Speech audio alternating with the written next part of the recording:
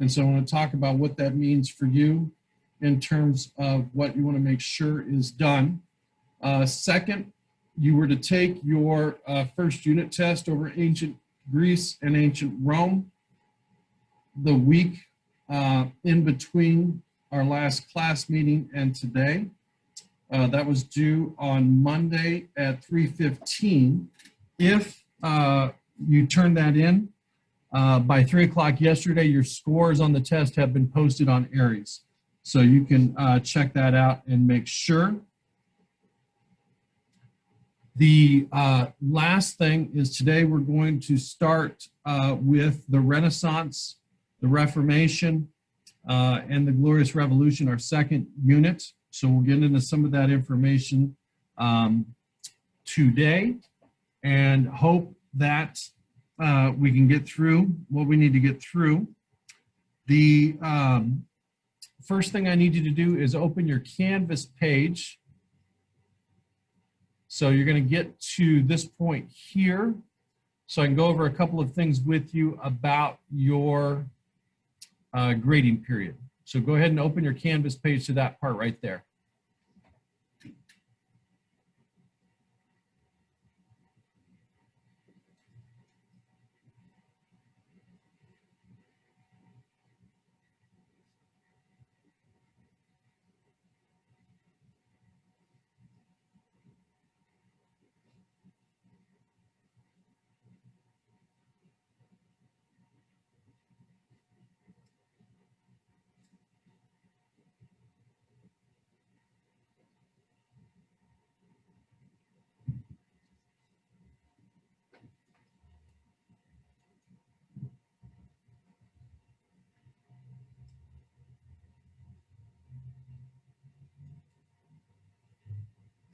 All right, so first thing I want to go over with you is the changes on the homepage. Remember that we added the TCI button, so the link to your digital textbook and notebook is available right there for you.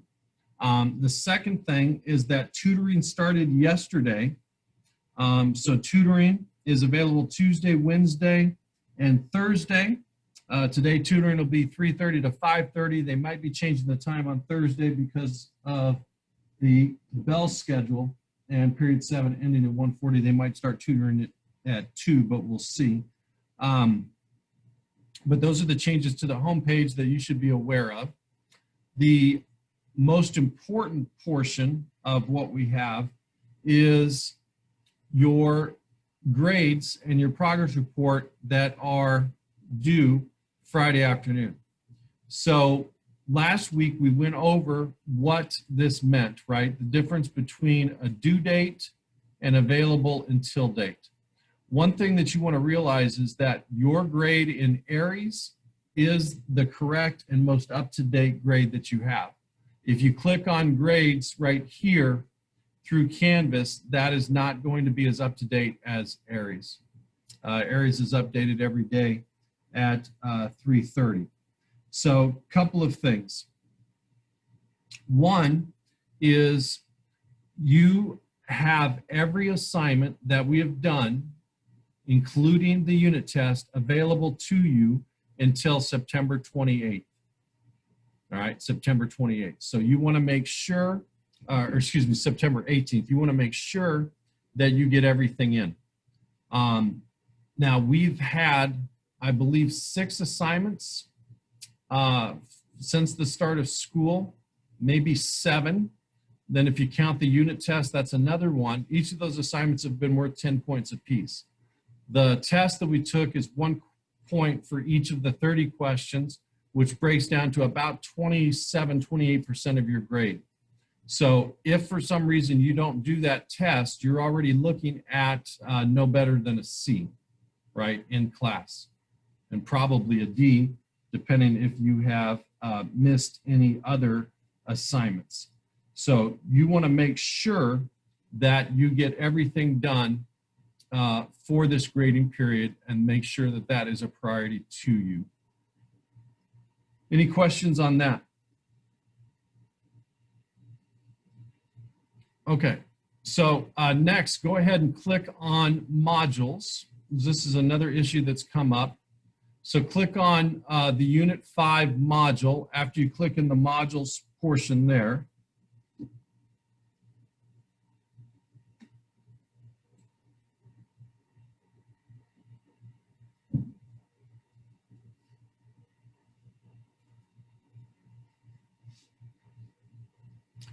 all right. Second thing that we need to go over with relation to modules is this idea here, right? Each module basically deals with 1 week of class period. You should always start at the overview page, right? The first page there. Then you're going to go to each page in the module, even if it's an assignment. If you don't do that, when you get to or get ready to do week 2, it's not going to open. So every one of the modules has a prereq that you had to have finished the previous module. If you did, it will let you go on. If you didn't, it will not let you go on. So you need to make sure that that is ready to go. So week 2, right, August 24th. Week 3 was August 31st. Last week was September 8th because we didn't have class on the 7th. And then this week is the 14th, all right? And as you can see from the prereqs here, right, you've had to go through each module, 1, 2, 3, and 4 to open number 5, all right? So if you have an assignment or a module that says it's locked, that is why. Any questions on that portion? Okay, so make sure that you go through and you check on your assignments, all right? Check on your assignments and make sure that you have turned in everything. And it should show you in Aries your grade. Once that's done, then you can worry about the stuff for this week, but that's going to be most important to get done. This week, as I said, we're going to start Unit 2, so we're going to start with the Renaissance, basically. A little bit before the Renaissance, we had the bubonic plague, right? The Black Death that certainly strikes the world for about 200 years, right? Our pandemic may last a year and a half, 2 years. Imagine 200 years of death and destruction. So we'll talk a little bit about what the Black Death meant, especially for Europe. We'll talk about the Renaissance and what that means coming out of the Black Death in the time period of the Middle Ages called the Black Death. Basically, probably the most important invention in the history of the world is going to be the printing press, the removable type printing press. And so we'll talk a little bit about that. I'll show you how that worked and what that allowed things to do in terms of the spread of knowledge and the spread of information. And then we'll talk about the 2 assignments that you'll have to do. One you'll have time to finish in this class period, and then the other is a map identification for Europe in the year 1785, what Europe looked like at that point. All right, so make sure that you have turned your volume up. As I said, you want to go through your modules 1 page at a time. And you want to make sure that you click next or it's not going to open the assignments. So our big concern this week is understanding the political and cultural changes that take place during the Renaissance. We'll talk a little bit about the Renaissance after we set the table, so to speak, with the plague. Explain the changes in society due to these thoughts, whether they be political, cultural, architectural, what have you, during the Renaissance. Understand the importance of Europe as the center sort of civilization during this time period because of the Renaissance, and then be able to identify the 16 countries of Europe as of 1785. All right, hopefully you didn't eat too much for lunch because we're going to talk a little bit about the bubonic plague. But just real quick, most of you have sung that song, Ring Around the Rosie, right, when you were kids. Most of you have an idea about what the Black Death is. But basically, it was one of the most damaging and most probably mortal epidemics that we've had in human history. They estimate between 75 million to 200 million people were killed by the plague. We think that it probably originated somewhere in Central Asia and then spread along the trade route, right, which was the Silk Route between Asia and Europe. Estimates in most European areas is that it killed 1/3 to just more than 2/3 of a society's population. And basically, you know, our population has grown exponentially for many, many years, right? I can remember in my lifetime being around 4.5, 5 billion people on the face of the earth, and now we're over 7 billion, approaching 8 billion. And that's just in my lifetime, right? So 40-year span, 40-plus-year span. It takes 200 years for the world's population to get back to the level that it was pre-plague. That's how many people it killed, right? 20 decades it takes for that to happen.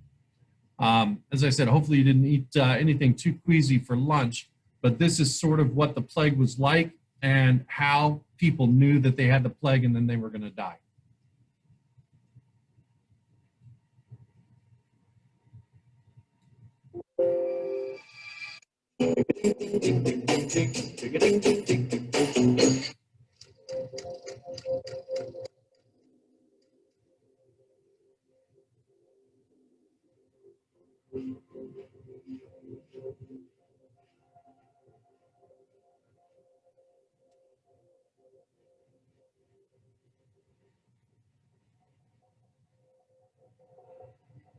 The delirious victim staggers about in his final moments. His speech is slurred, skin purple-black, covered with swollen, pus-filled lumps as death calls him. Witnesses to this terrifying spectacle call it the dance macabre, or dance of death. In the 14th century, a terrible catastrophe fell upon Asia, Europe, the Middle East, and North Africa that would change the course of history. The Black Death. The Black Death, or bubonic plague, was an outbreak of disease that killed 1/3 of the European population in the period 1347 to 1350. It had a similarly devastating impact in Asia, the Middle East, and North Africa. The disease played no favorites. Rich and poor, young and old, priest and peasant, all fell victim to this horrible and, at the time, unexplained sickness, which was spreading like wildfire. The populations of entire towns and villages were wiped out in a matter of days. The dead were buried in mass graves to cope with the rapid death toll. Only a thin covering of soil was placed over the dead bodies before another layer was buried on top. Pope Clement VI consecrated, made sacred, the Rhone River so corpses could be thrown straight into it. So, what is the Black Death? Where did it come from?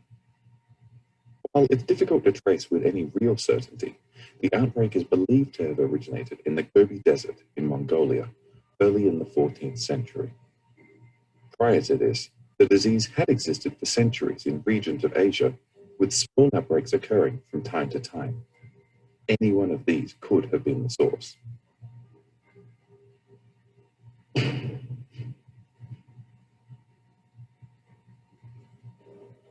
Once infected, the victim would first experience a high fever, aching limbs, and fatigue. Within days, the lymph nodes in the neck, armpits, and groin would start to swell and turn black. These black swellings are where the Black Death gets its name. Michael Placentius, first-hand witness to the horrors of the Black Death, wrote, "Here, not only the burn blisters appear, but there have developed gland boils on the groin, the thighs, the arms, or on the neck. At first, these were the size of a hazelnut and developed accompanied by violent shivering fits, which soon rendered those attacks so weak that they could not stand up, but were forced to lie in their beds, consumed by violent fever. Soon the boils grew to be the size of a walnut, then to that of a hen's egg or a goose's egg, and they were exceedingly painful and irritated the body, causing the sufferer to vomit blood. The sickness lasted 3 days, and on the 4th, the latest, the patient succumbed." The stinking pus-filled swellings, otherwise known as buboes, gave the bubonic plague its name. Their nervous system under attack, victims would become crazed and delirious with fever. Once the swollen lymph nodes started to burst within the body, the sufferer was not long for this world. Death usually occurred within the week. By the time the infected person who had introduced the disease to the port, town, or village died, others would already be in the early stages of infection.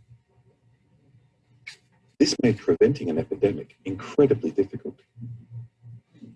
The outbreak of the Black Death in the 14th century actually involved 3 different strains of plague. The most common and visually the most gruesome form is the bubonic plague. The second form was the pneumonic plague. It infects the respiratory system once the bubonic strain reaches the lungs.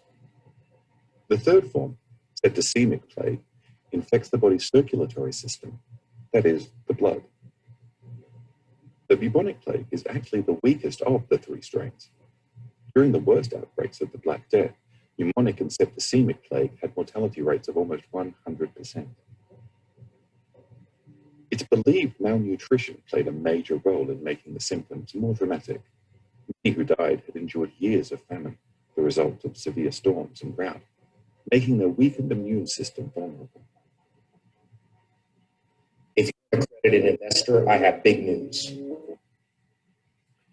Okay, so basically what you have happen, right, is this causes sort of a 2-century time period with a lot of urban, or what we would consider more urban areas in Europe, but also it affects Asia. It really doesn't spread too much to Africa, and it doesn't really spread to North or South America as well, because we don't have the explorers going by ship yet. But this causes a bunch of basically just decades of survival, right? Towns would basically do anything that they can to minimize their exposure to what was going on, right? And they knew that it was spread generally from person to person, right? But at a molecular level, didn't really understand the science of what was going on, that it was the fleas, right? And then the fleas being carried by rodents with the fleas then jumping from the rodent to maybe a blanket, to a cart, to a horse, then to a person. So what you have happen after this time period and after this starts to settle down is what's called the Renaissance. And it is simply a time period where people start to look at what is the meaning of life again, right? So the same things that we talked about in Unit 1 with ancient Greece and ancient Rome, people start to focus back on their happiness, right? That there's got to be more to this world than just serving the church and being a subject of a king or a ruler or a city-state, or being under the control of a king, a ruler, or a city-state. So you're going to have the rediscovery of Greek and Roman writings. And basically, they're going to start to question politics. They're going to start to question government. They're going to start to question the church. At this time, really, there's only one church, and that would be the Roman Catholic Church, led by the Pope. And then you're going to have an explosion of architecture and developments in architecture, as well as artists. You'll have explorers later in this time period, right? Is there something outside? Is there something to the west of Europe? We know that to the east is Asia. We know to the south is Africa, but what's to the west, right? And you're going to see the rise of probably the most powerful group during this time, which is going to be the merchant capitalists.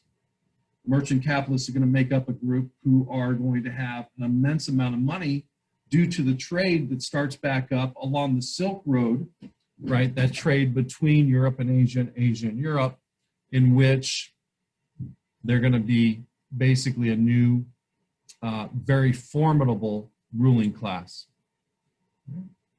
So what I want to show you now is just a couple of quick things.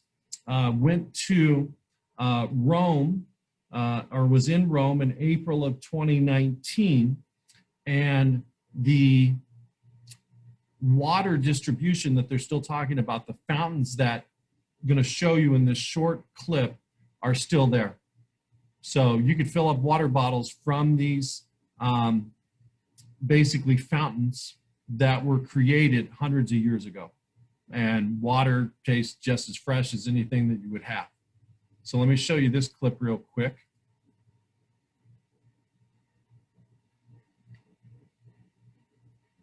After the Dark Ages, Italy lit up the world. It emerged and each other. And the Italian itself becomes the cockpit, the fighting point. They would revitalize Europe and engineer the blueprint for the modern Western world. Hi, I'm Peter Weller. And in 2001, I came here to the city of Florence to finish a master's degree in Italian Renaissance art history at Syracuse University in Florence. The Italian Renaissance is as overwhelmingly mind-blowing as it is beautiful. It is the most impacting epoch of the last millennium. It is the age of invention with Da Vinci and Copernicus and Gutenberg, but it is also the age of the cult of personality. It is the time when that unknown artisan or craftsman will become the artist. It is the time when that nameless builder will become the architect. In the 12th and 13th, It is the age of invention with Da Vinci and Copernicus and Gutenberg, but it is also the age of the cult of personality. It is the time when that unknown artisan or craftsman will become the artist. It is the Tunnels underground. By digging a network of underground tunnels called bottini, the workers could tap into small natural springs and groundwater that surrounded Siena. Slowly, the water would seep through the terrain into these narrow tunnels and holding tanks. But excavating these bottini was no easy task.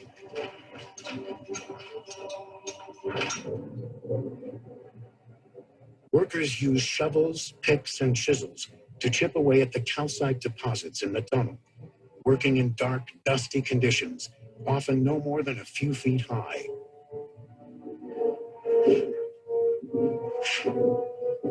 A bottino like this one would sometimes run for miles and miles, so the engineers had to know just where in the heck they were going. So every so often they dug a hole up to the surface, and these holes were called occhi, or eyes. It would give the engineer a sense of where the direction of the bottino would be, and if they were wrong, they could redirect the bottino. The water would navigate through the barrel-shaped tunnels, turning into different parts of the city where it was needed most, and coursing underneath the busy streets into the fountains around Siena, like the Fonte Gaia. Now, these channels had to be pitched at an angle ever so slight, imperceptible to the naked eye, less than 1 degree, because if the water flowed too steeply, it would overwhelm the system. So to keep this from happening, the engineers used an instrument called an archipendolo. It's nothing but a pendulum. It's a stick with a string and a weighted ball or stone at the end. No matter how much you pitch the stick, the string will always remain vertical, giving you a vertical line in a relationship to the tilt of the horizontal stick. In this way, the water would flow quietly and evenly into Siena and fill up the Fonte Gaia. By the year 1345, more than 10 miles of tunnels were functioning underneath bustling Siena. As a result, Siena continued to grow and prosper. More water brought more people to the boomtown. More people to the boomtown, more turf is needed. Pretty soon, Siena controls most of southern Tuscany.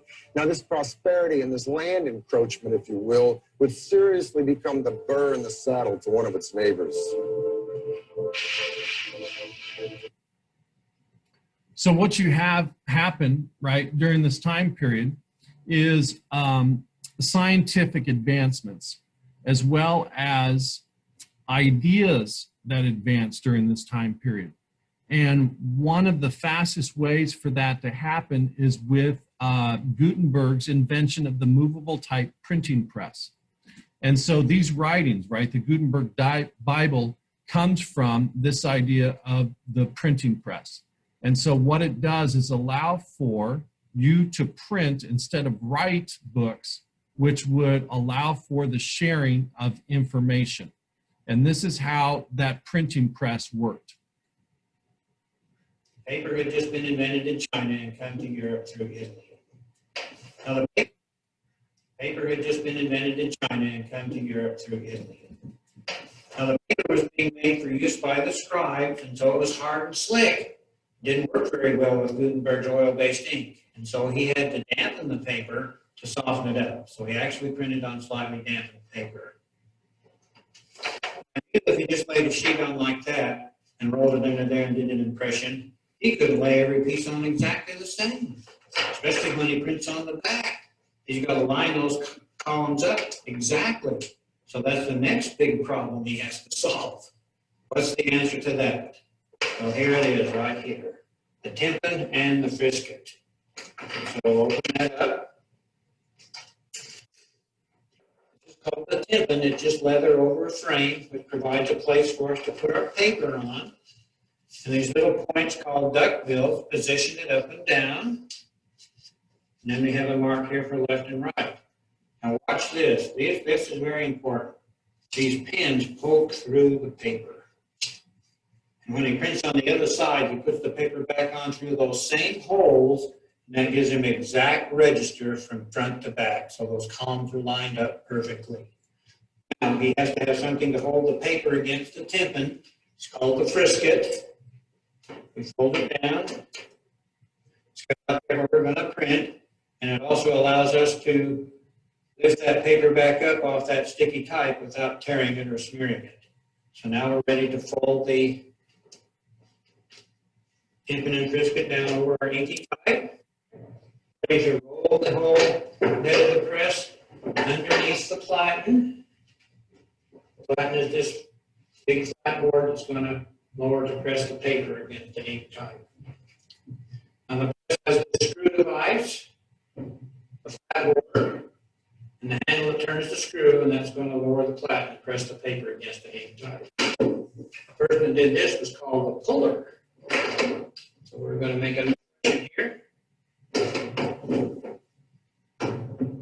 Now notice the size of the platen. It's really quite small, because the bigger the platen is, the more power it takes to get sufficient impression.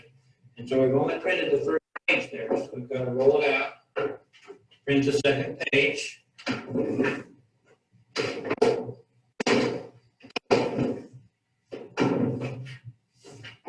Now we can roll it out. Lift the paper off that sticky type, and it does make a sound. You can hear it come off that sticky type. Open up the and take our printed sheet off. And printed 2 pages of the Gutenberg Bible and a genuine copy of the Gutenberg press.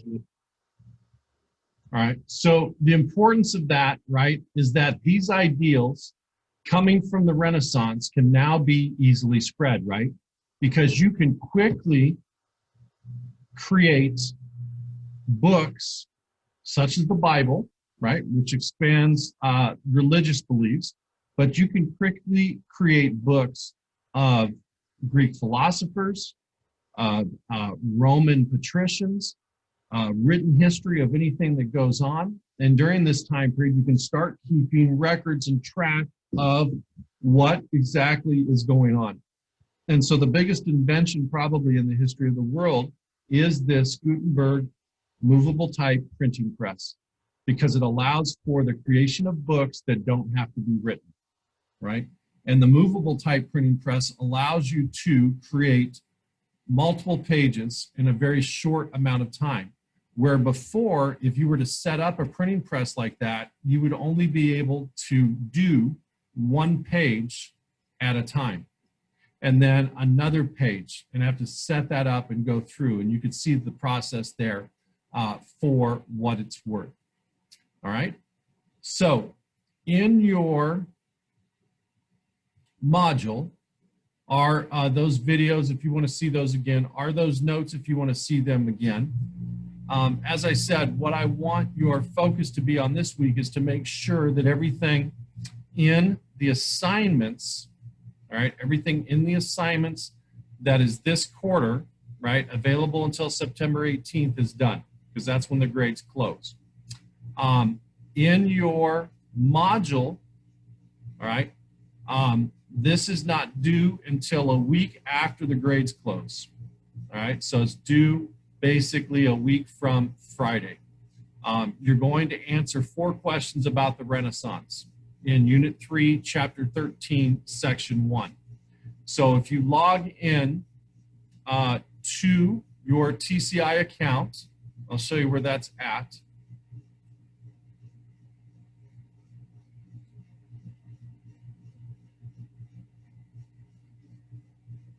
I'm going to log in as a student so you can see.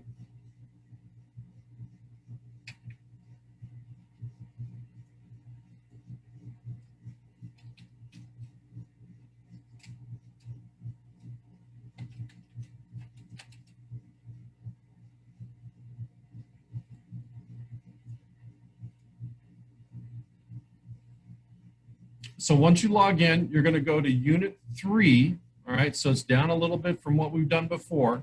Go to Section 13, which is Transformations in Europe. All right, and then you're going to go down to Section 1, which is the Renaissance. Then it gives you sort of a verbal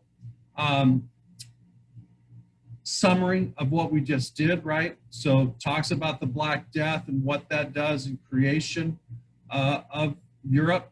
It'll talk about various things in the Renaissance time period, from writers to artists to architectural developments, even to something like those water tunnels. Then you'll answer these 4 questions down here, and you'll turn that in and submit that. When you're done submitting that, you can, if you want to have it go faster in Canvas, copy and paste your URL here. When you go to your assignments and you click on this, you can submit that assignment via an upload of a screenshot. You can use a text entry of your answers if you want, or probably the easiest thing for you to do is to copy your URL in here, submit that assignment. When I click on that, it'll take me automatically to your submissions. So you will want to do that with your remaining time, this class period, which lasts until 3:10. And then before, right, before September 25th, you want to do the map identifications. There's 16 European country identifications that you'll need to know for your next unit test, all right? So there is the key to that. There is the blank map, and then there are the 16 countries that you'll need to know. Any questions on any of that?